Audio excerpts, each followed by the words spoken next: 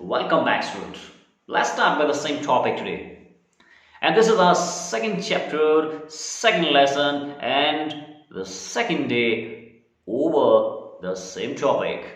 In the previous lecture, we come to know and we found out that the Sahib Alam who come from Bangladesh in 1971 as their house and their home and Greenfield has swept away because of some storm. And the Sahib Alam always found in the vicinity of author and who always try to in the searching and looking for something like a gold coin and notes etc. in the garbage dumps and in the heap of refuse. One day author asked him, why did you do this? He said that I have nothing to do and that's why. And there is no school in my vicinity, so I can't go to school also. Author said, if I built it, so will you come? He said with a broad smile that of course I will. But after some time he come to authors and asked, have you built of your own? Then she feels so much embarrassed that what a false promise I made that has no meaning at all. The Sahib Alam, which means the Lord of Universe, unaware of the meaning of his name. He roamed with his friend, the army of barefoots who appear like a morning bird in the street and disappear till morning. One day I asked, why did you not wear chappal? And he said that because my mother did not bring them down, and that's why. And another boy added that if she brought down, he will throw them off. But one more added that I want a pair of shoes. This was a boy who has never owned a pair of shoes in his life. Here, the simple statement they have that if this is just an excuse. Or before this, I would like to tell you that these children's innocent statement or explanation that it is a tradition, it is our custom to stay barefoot, otherwise we have money to buy the shoes. Although basically that was not about the issue about that they have or not. Actually, this is just to justify their own property because author was not agree with this statement that you have money and you can't afford. I'm not agree with this because this is just to hide and conceal their poverty because they are perpetually in this state of poverty. So that's it. That was the first one. Now we will start from here. During that time when she was thinking all this, author reminds the story of a man from Udupi who used to tell her that I used to school and there was a temple in which my father was a priest or a priest. I used to stop there for a while and pray for have a pair of shoes. And after 30 years when I returned, and visited this place and the temple, it was in a state of ruin and it was in a state of desolations. It was almost like a ruined and destructive place. In the backyard where lived the new priest who owned the plastic chairs,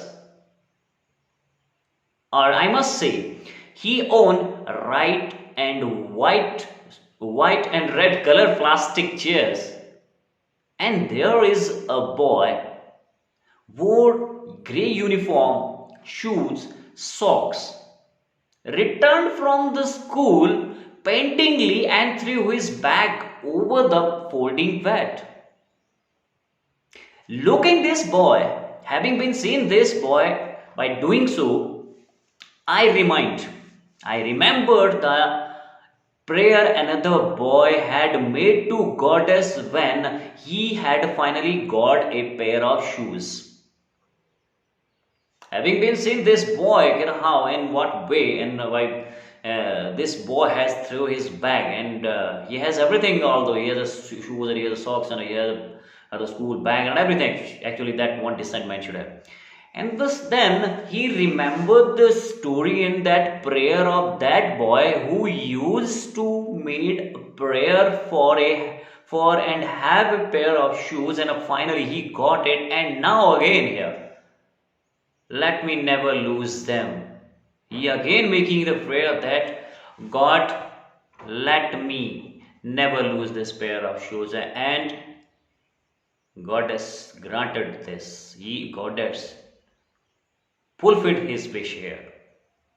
And afterward, young boys like the son of Christ or priest now wore shoes.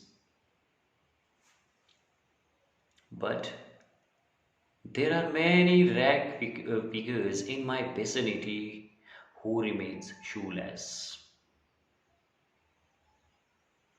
Although there are the people like the person, he boasts everything and he has everything, but there are many others like these barefoot rag pickers who live in my vicinity are without shoes.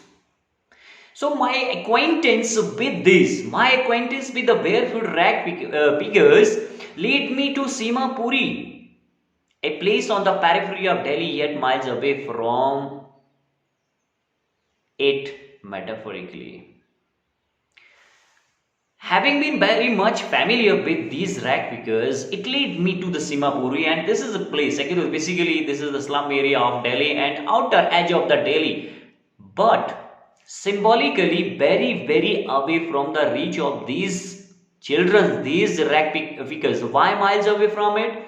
It is symbolic here. Why? Basically, they are living there at that place, but very much away from this Delhi. How? Miles away. This is the area where the most residents enjoy the all basic amenity that one should have, like the sanitation, the water, health, drainage system, and a good house to live in, and clothes, etc. And this is the place. This is the capital of India, and the most policy, or basically the all policies for the nation framed here. But it is very very far away, or it is out of reach for these rag figures.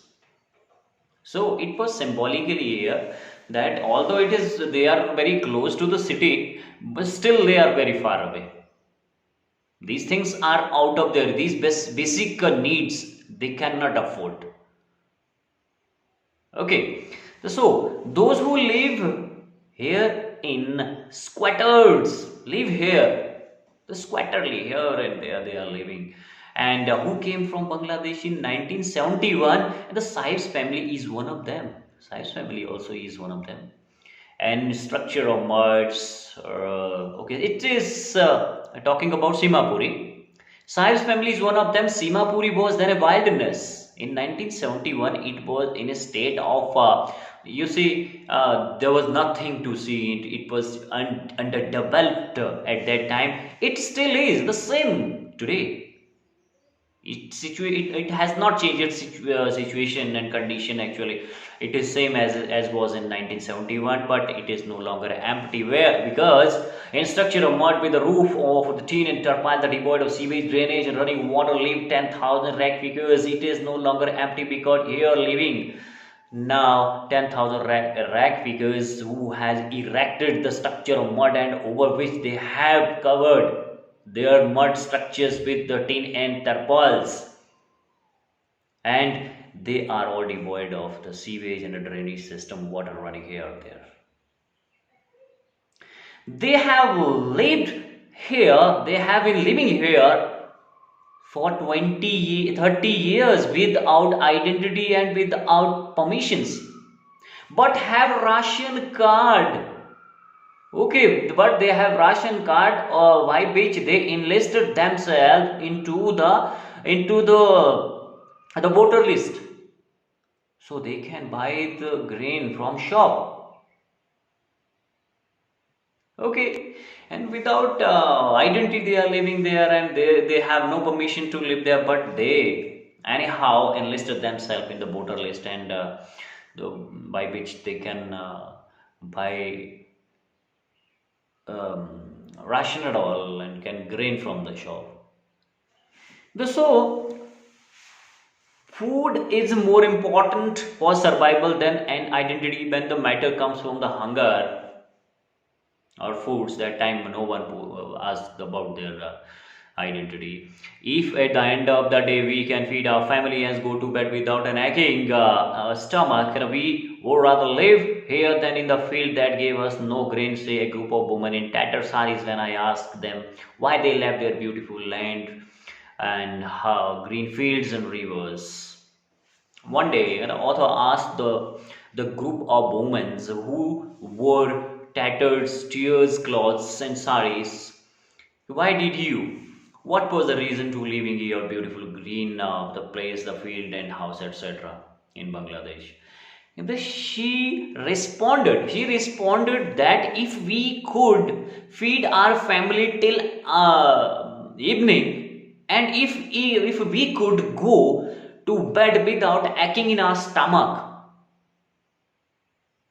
so it is good to be here. It is good to be here than that place which can afford nothing to us, which give us nothing actually.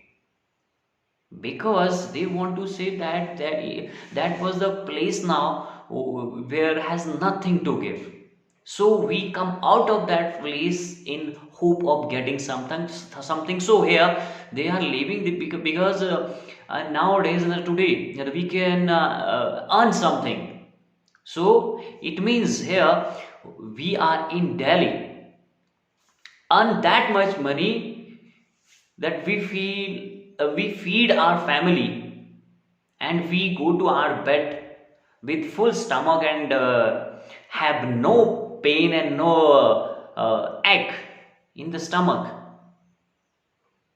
So it is better to be here than the Bangladesh which has no possibility to give anything. So wherever they find food, they pitch their tent that become their transient home. Children grow up in them, becoming partner in survival. And survival in Simapuri means rag pickings. So wherever they find the opportunity to want something, they pitch their tent and it becomes their temporary home. So yeah, they all the children grow up in them and they become the partner with them, especially for the survival. So survival in the Simapuri means the rag picking. You collect the rags, you collect all those refuse, and through the year it has acquired a proportion of fine art because they are doing the same thing for a long time, and so it becomes very common for them. And rag picking through the years, and the garbage to them is gold. It is their daily bread, a roof over their head, even if it is a leaking roof, but for a child it is more important and more even more. So garbage is gold for them. It is a daily bread and it is a roof over their head whether it is leaking. It doesn't matter. But for a child, it is something different. There sometime I find a rupees note in the garbage. Here, Sahib announced uh, with happiness. Because sometimes I find a rupees, even a 10 rupee note. Sahib says here. Because sometime I found a rupees or even a 10 rupees note. At that time, his eyes lit up with happiness. And when you can find a silver coin in a heap of garbage, you don't stop scrounging, for there is hope of finding more. If you sometime find a silver coin in the garbage heap, a heap of another pile of that garbage, you could not stop yourself to finding one more, because you thought that I may found one more. So sometime I find a 10 rupees note, and when I found a silver coin in the heap of that garbage, so I couldn't stop myself, and you couldn't stop yourself for scrounging for the looking for in the hope of finding one more.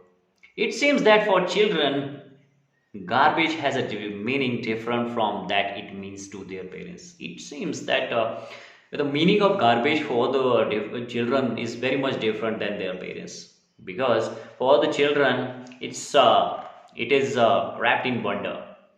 The children thought it is the miraculous, but as far as concern about the adult, it is a means of survival. More you collect the garbage, more you earn the money.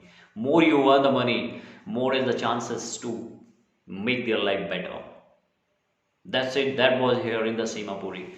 Okay, but stay tuned and stay in touch for the next topic and next lectures. Thank you.